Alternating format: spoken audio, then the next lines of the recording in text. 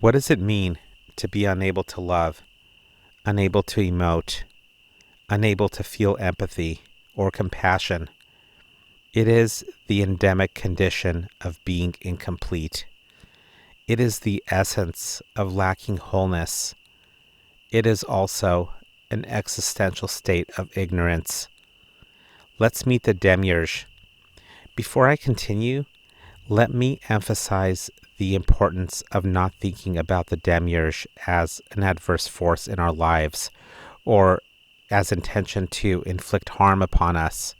There will exist no adversity or harm if we understand what the Demiurge is, why he is there, and the role he is playing in our spirit life journey.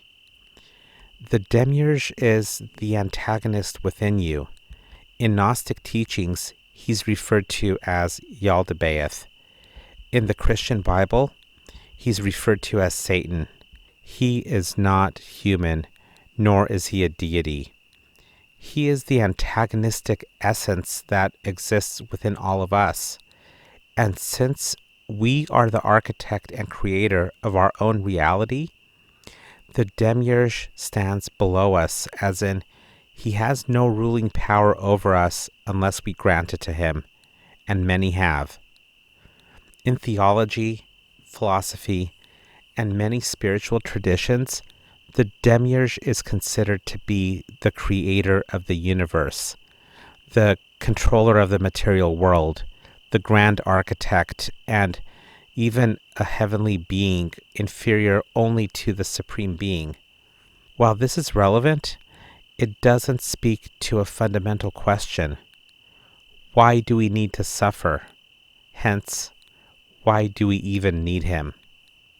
The material world we live in, and specifically the presence of matter, have served as a double-edged sword. On one end, we've been born into it. We know nothing different and have integrated with its presence in our reality.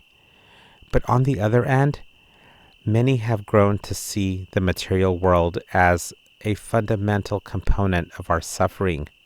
What would our reality look like if it lacked matter? What would our reality look like if what we consider to be the material world did not exist?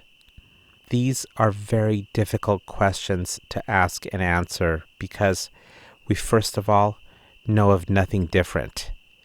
But secondly, we are only beginning to see ourselves looking beyond the material world. We are still speculating. We are at the beginning of the beginning. The Demiurge is not there to hold us in perpetual state of suffering. While he lacks a heart and the compassion that's associated with the heart, he is a computer. He is the part of the matrix that responds to stimuli you evoke. Computers respond to commands. They do not respond to feelings or emotions. Computers cannot decode the subjectivity we embody.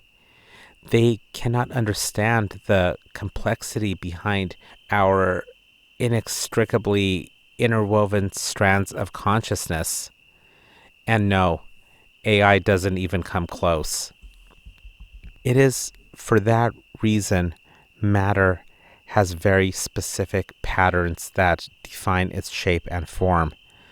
The material world itself fits very neatly into how a computer operates. With the Demiurge being the computer and his essence existing in all humans, the part of humanity that is driven by the Demiurge is responsible for shaping matter and making it even more consistent with the computer. The creation and reconceptualization of modern cities is a very vivid example. Notice the stark similarities between a modern city and a circuit board. Notice the gridded streets resembling paths of travel for electricity. This is not a coincidence. Make no mistake about it. The influence of the Demiurge within us is what is bringing this into fruition. The material world we've built around us is a stark reminder of what happens when we stray away from the center. The geometric patterns, social arrangements, and paths of understanding reality are germane to the fabric of a computer. There is, however, this conundrum. Humans are spiritual beings with a heart. They exude heart-based energies, and equally, they need the mind to center them.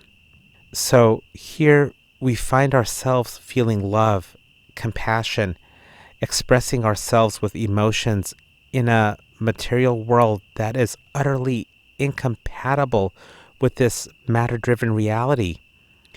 If we live in modern cities, this becomes even more apparent, but nonetheless, it is everywhere.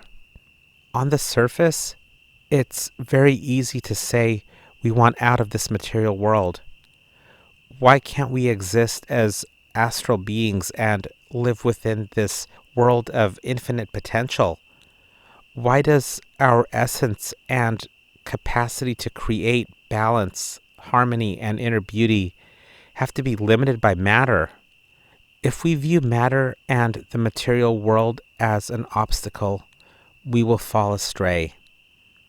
The material world is here to help us realize our heart, to enable us to realize the beauty of the feminine while appreciating the analytical and structured patterns of expression of the masculine.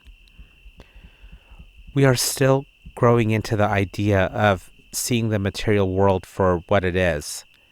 We're still in the process of learning about what parts of the material world have brought us to where we are, and what parts stand as obstacles to realizing the center and realizing balance, harmony, and inner beauty, which are the building blocks of heaven.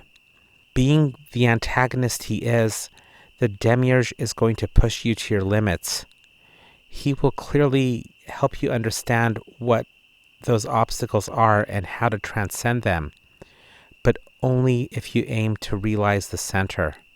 Without knowing how profound the realization of the center is, the influence of the Demiurge will lead you astray. It will lead you into his reality, which is heartless, loveless, and plagued with indifference. If you allow the Demiurge to define you, if you allow yourself to embody his essence in totality, and if you obsess upon him, you will also embody the wholeness he lacks and the existential state of ignorance that defines him. That's all for now. Be well, sun gaze, and thrive selflessly.